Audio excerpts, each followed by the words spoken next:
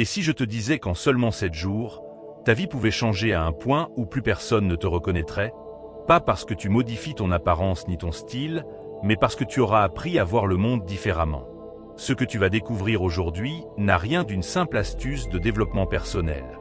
C'est une philosophie de puissance intérieure, une voie que les empereurs, les guerriers et les sages suivaient pour devenir invincibles face à la vie. Le stoïcisme. Imagine un instant. Ne plus jamais perdre ton calme face aux provocations. Prendre des décisions claires, même sous la pression. Posséder une force intérieure que rien ni personne ne peut ébranler. Ce n'est pas un rêve. C'est ce qui t'attend si tu appliques ce que tu vas découvrir maintenant. Mais attention, cette transformation n'est pas pour tout le monde. Elle exige du courage, car tu devras affronter ton plus grand adversaire, toi-même. La plupart préfèrent rester dans leur zone de confort. Si tu es ici, c'est que tu choisis d'évoluer. Dans cette vidéo, tu vas découvrir 10 techniques précises à pratiquer pendant 7 jours. Chacune d'elles va cibler un point faible qui t'empêche d'incarner la personne que tu veux réellement devenir. Maintenant, commençons. Arrête de réagir comme un enfant à tes émotions. Tu t'énerves quand on te coupe la route. Tu paniques au moindre imprévu. Tu envoies des messages que tu regrettes quelques minutes plus tard. Et souvent, tu te dis « si seulement j'avais réfléchi avant de réagir ».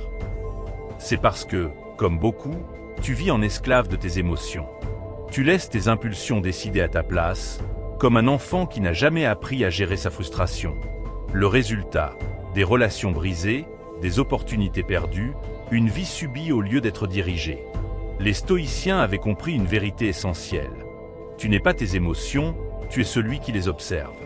Ce n'est pas l'événement qui te trouble, mais le jugement que tu portes dessus. 2 personnes peuvent vivre la même situation. L'une s'effondre, l'autre reste calme. La différence se trouve dans leur interprétation. Entre l'émotion et la réaction, il y a un espace. Et dans cet espace se trouve ta liberté. Quand tu ressens une émotion forte, pose-toi 3 questions. Cette émotion repose-t-elle sur un fait ou sur une interprétation? Est-ce que réagir maintenant va améliorer ou empirer la situation? Comment la meilleure version de moi-même réagirait-elle? Puis respire, 3 fois, lentement. Avant toute action, prends ce moment. Cette simple pause peut sauver une relation, préserver ton honneur ou changer le cours de ta vie. Peu à peu, tu deviendras cette personne que rien ne peut faire vaciller. Les gens te regarderont autrement. Ils viendront chercher ton calme, ta clarté, ta force tranquille. Et surtout, tu retrouveras le respect de toi-même. Libère-toi de la sensation d'être coincé. Tu travailles dur. Tu fais des efforts. Et pourtant, tu as l'impression de tourner en rond. Comme si chaque direction menait au même mur invisible. Cette frustration est destructrice. Elle épuise ton énergie, ta motivation et t'amène à douter de toi. Mais le vrai problème, c'est que tu mets ton attention au mauvais endroit, sur ce que tu ne contrôles pas. Marc Aurèle, empereur de Rome, disait « Tu as le pouvoir sur ton esprit, pas sur les événements extérieurs. Réalise cela, et tu trouveras la force. » C'est le cœur du stoïcisme, la dichotomie du contrôle. Tout dans ta vie se divise en 2 catégories. Ce qui dépend de toi, tes pensées, tes choix, tes réactions, et ce qui ne dépend pas de toi, les autres, le passé, les imprévus. Chaque matin, prends une feuille et trace 2 colonnes. À gauche, ce que je contrôle aujourd'hui, ta discipline, ton attitude, ton temps, ton effort. À droite, ce que je ne contrôle pas, l'opinion des autres, la chance, les événements extérieurs. Et tout au long de la journée, demande-toi, sur quelle colonne suis-je en train de concentrer mon énergie? Si c'est la seconde, reviens immédiatement à la première. Tu verras alors quelque chose changer en toi. Une clarté mentale, une légèreté, une puissance tranquille. Tu ne subiras plus ta vie. Tu commenceras à la diriger. Élimine l'anxiété et les pensées parasites. Ton esprit est une machine à fabriquer des scénarios catastrophes. Tu t'inquiètes de choses qui ne se produiront probablement jamais. Tu revis sans cesse des moments gênants. Tu anticipes le pire, et tu finis épuisé par une guerre mentale contre des ennemis imaginaires. Cette anxiété te vole ta paix intérieure. Et tu souffres 2 fois. Une fois dans ton imagination, et une fois, peut-être, dans la réalité. Sénèque l'avait compris. Nous souffrons plus dans notre imagination que dans la réalité. Les stoïciens pratiquaient l'art du réel. Ils distinguaient ce qui existe réellement ici et maintenant de ce qui n'existe que dans leurs pensées. Le présent est le seul moment où tu as un véritable pouvoir. Alors quand une peur ou une pensée anxieuse surgit, pose-toi cette question. Est-ce réel ou imaginaire? Demande-toi, ce problème existe-t-il maintenant, dans cette minute précise? Si la réponse est non, respire. Tu souffres d'une illusion. Ramène ton attention au moment présent. Fais une petite action concrète. Range ton espace, bois un verre d'eau, écris une phrase. Et si le problème existe vraiment, demande-toi, quelle est la plus petite action que je peux faire maintenant pour l'améliorer? Fais-la. Et quand ton esprit tente de t'emmener dans le futur, dis-lui, merci pour cette information, mais je m'en occuperai quand ce sera réel. Pour l'instant, je me concentre sur maintenant. Tu verras ton anxiété diminuer. Tu paraîtras plus calme, plus confiant, plus fort. Et tu seras plus efficace, parce que ton esprit sera présent. Transforme tes échecs en super-pouvoirs. Chaque fois qu'un projet échoue, tu perds confiance.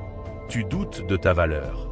Et peu à peu, tu deviens prudent, timide, spectateur de ta propre vie. Mais l'échec n'est pas l'opposé du succès. C'est son chemin. Chaque personne qui a accompli quelque chose de grand a échoué plus souvent que la moyenne. Mais au lieu de fuir l'échec, elles l'ont transformé en maître. Marc Aurèle disait, « L'obstacle sur le chemin devient le chemin ». Chaque difficulté t'enseigne quelque chose que tu ne peux apprendre autrement. Elle révèle tes faiblesses pour que tu les corriges. Elle forge ta discipline, ton courage et ta persévérance. La prochaine fois que tu échoues, respire et accepte.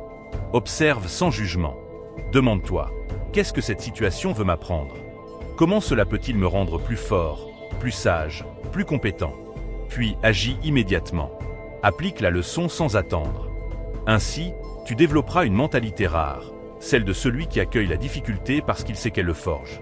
Et un jour, on dira de toi, rien ne l'arrête, chaque épreuve le rend plus fort. Les innovations naissent des problèmes à résoudre. La force se développe face à la résistance. Le courage se forge dans la peur. Chaque fois que quelque chose ne se passe pas comme prévu, un refus, une erreur, un revers, applique le protocole de transformation. D'abord, fais une pause et respire. Au lieu de réagir sous l'emprise de l'émotion, prends 30 secondes pour respirer et accepter ce qui vient de se passer. Ensuite, extrais la valeur. Demande-toi, quelle leçon précise puis-je tirer de cette situation? Écris-la. Cette leçon est ton butin de guerre. Puis transforme cette épreuve en force. Demande-toi, comment cet obstacle peut-il me rendre plus fort, plus sage ou plus compétent? Souvent, l'obstacle révèle une compétence que tu dois développer. Enfin, passe à l'action. Identifie une action concrète que tu peux entreprendre immédiatement pour appliquer cette leçon. Ne laisse pas ton apprentissage rester théorique. C'est ainsi que tu développeras une mentalité rare, celle de ceux qui accueillent les difficultés parce qu'ils savent qu'elles les forgent. Tu deviendras cette personne capable de rebondir plus fort après chaque chute. Et cette réputation te précédera, ouvrant des portes inattendues. 5e point, deviens immunisé contre les opinions des autres. Tu vis comme si tu étais constamment observé, jugé par un public invisible. Une critique te hante pendant des jours. L'approbation des autres détermine ton humeur. Tu modifies ton comportement, tes choix, parfois même tes rêves, selon ce que les autres pourraient penser. Cette dépendance est une prison mentale. Elle t'empêche de prendre les risques nécessaires à ta croissance. Elle te pousse à jouer petit pour ne pas déplaire. Elle t'enlève ton authenticité et ta liberté d'être toi-même.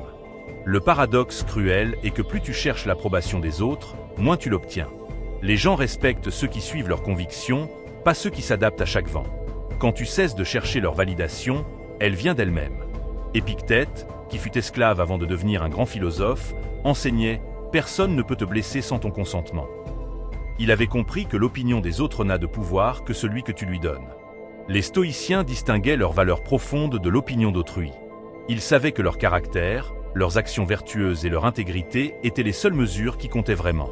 L'opinion d'une personne sur toi en dit plus sur elle que sur toi. Ses jugements reflètent ses valeurs, ses peurs, ses préjugés et son niveau de compréhension. Pourquoi lui donnerais-tu le pouvoir de définir ta valeur? Quand quelqu'un te critique ou te juge, applique la réflexion objective. Fais une pause mentale. Ne te défends pas tout de suite. Respire et dis-toi, cette personne a une opinion. Ensuite, filtre intelligemment.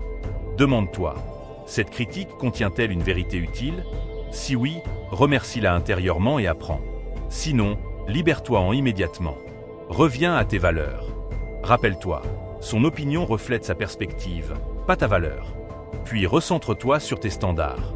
Demande-toi, est-ce que je vis selon mes principes? Si la réponse est oui, alors tu es sur la bonne voie, peu importe ce que pensent les autres. Chaque jour, fais une chose que tu évites par peur du jugement. Commence petit. Porte ce vêtement que tu aimes. Exprime une opinion différente. Prends une décision fondée sur tes valeurs, pas sur les attentes extérieures. Tu dégageras une confiance naturelle, une présence tranquille, celle de quelqu'un qui sait qui il est et n'a plus besoin de validation. Paradoxalement, c'est à ce moment-là que le respect vient naturellement. 6e point, maîtrise l'art de garder ton calme en toute situation. Dans les moments de crise, de stress ou d'imprévu, beaucoup perdent leurs moyens. Le cerveau entre en panique, les émotions prennent le contrôle et les décisions prises dans l'urgence deviennent des regrets. Cette réactivité te fait paraître instable et peu fiable. Elle te coûte cher. Tu perds des opportunités parce qu'on ne peut pas te faire confiance dans les moments critiques. Tes relations souffrent. Tes réactions impulsives détruisent ce que tu construis. Le problème, c'est que notre société nous a habitués au confort. À la moindre contrariété, nous paniquons. Nous avons perdu la capacité de rester centrés face à l'adversité. Les stoïciens pratiquaient l'ataraxie, un état de calme inébranlable qui ne dépendait pas des circonstances. Ils savaient une vérité fondamentale. La panique ne résout rien, mais la sérénité ouvre toutes les solutions. Marc Aurèle, empereur en temps de guerre et d'épidémie, écrivait « Tu as le pouvoir de retirer ton approbation à tout moment et d'être libre des perturbations ». Il avait appris à rester serein même quand tout s'effondrait autour de lui. Le calme n'est pas l'absence de tempête, c'est la maîtrise intérieure au milieu du chaos. Quand tu contrôles ton état intérieur, rien d'extérieur ne peut vraiment t'atteindre. Avant toute situation stressante, applique le protocole STOP. Stop, arrête-toi physiquement pendant 30 secondes. Tes cabrisses, prends 3 respirations profondes. Inspire 4 secondes, retiens 4 secondes, expire 6 secondes. Observe, regarde la situation objectivement, sans dramatiser. Identifie les faits sans y ajouter tes émotions. Procède with wisdom. Réponds avec sagesse. Choisis la décision qui a du sens à long terme. Chaque semaine, confronte-toi volontairement à une situation légèrement stressante. Parler en public, affronter une discussion difficile, relever un défi. Ainsi, tu développeras la réputation de celui qu'on respecte dans les tempêtes. Les gens font confiance à ceux qui restent calmes quand tout le monde panique. Cette qualité accélérera ta carrière et renforcera tes relations. 7e point, transforme ta souffrance en force. Quand la douleur frappe, physique ou émotionnelle, tu te sens victime. Tu te plains, tu cherches un coupable, tu t'enfermes dans une mentalité de faiblesse. Tu fuis la souffrance, ce qui te rend fragile face aux défis inévitables de la vie. Mais en évitant la douleur, tu évites aussi la croissance. Tu restes dans ta zone de confort, qui devient ta prison. Le résultat, c'est une intolérance à l'inconfort. Le moindre problème te semble insurmontable. Épictète, qui avait connu l'esclavage et la torture, enseignait « Ce n'est pas ce qui t'arrive qui compte, mais la façon dont tu y réponds ». Pour lui, la souffrance n'était pas une punition, mais un professeur. Chaque douleur porte une leçon. Chaque épreuve révèle une force cachée. Les stoïciens pratiquaient volontairement l'inconfort. Ils dormaient à même le sol, jeûnaient, s'exposaient au froid. Non par masochisme, mais pour renforcer leur esprit. Ils savaient que celui qui maîtrise la souffrance maîtrise la vie. Tu es plus fort que tu ne le penses, mais cette force n'apparaît qu'avec la pression. Comme un muscle, ton caractère ne se forge qu'avec la résistance. Quand tu ressens la douleur, applique la méthode de transformation active. D'abord, l'acceptation consciente. Reconnais la souffrance et accepte-la comme une expérience humaine. Ensuite, l'extraction de sagesse. Demande-toi ce que cette expérience t'apprend sur toi, tes limites ou tes priorités. Puis, l'identification de la force. Quelle qualité peux-tu développer à travers cette épreuve? Patience, courage, empathie, persévérance. Enfin, l'action constructive. Fais quelque chose, même de petit, pour grandir à travers cette douleur. Cette semaine, choisis volontairement un petit inconfort, une douche froide, un réveil plus tôt, un effort physique. Utilise-le comme entraînement mental. Tu vas développer une résilience exceptionnelle. Les gens remarqueront ta capacité à transformer les épreuves en apprentissage. Tu deviendras cette personne rare qui grandit dans l'adversité au lieu d'être brisée par elle. Enfin, 8e point, prends des décisions claires sans hésitation. Tu es souvent paralysé par le doute. Tu analyses trop, demandes trop d'avis, changes d'avis sans cesse. Cette indécision te fait perdre du temps, des opportunités et la confiance des autres. Pire encore, même quand tu prends enfin une décision, tu continues à douter. Tu remets tout en question. Tu regrettes. Tu te demandes sans cesse si tu as fait le bon choix. Cette rumination mentale te vole ton énergie et ta confiance. Le vrai problème, c'est que tu cherches la décision parfaite dans un monde imparfait. Tu veux des garanties dans un univers d'incertitude. Tu veux éliminer tout risque, mais le plus grand risque, c'est de ne jamais décider. Marc Aurèle, qui devait prendre des décisions affectant des millions de vies, s'appuyait sur un principe simple et puissant. Il basait toujours ses choix sur ses valeurs fondamentales, non sur les résultats incertains. Pour les stoïciens, une bonne décision n'est pas celle qui promet le meilleur résultat, car nul ne peut le prédire, mais celle qui s'aligne avec tes principes et tes valeurs. Si tu agis avec vertu, intégrité et sagesse, tu peux être en paix, quel que soit le résultat.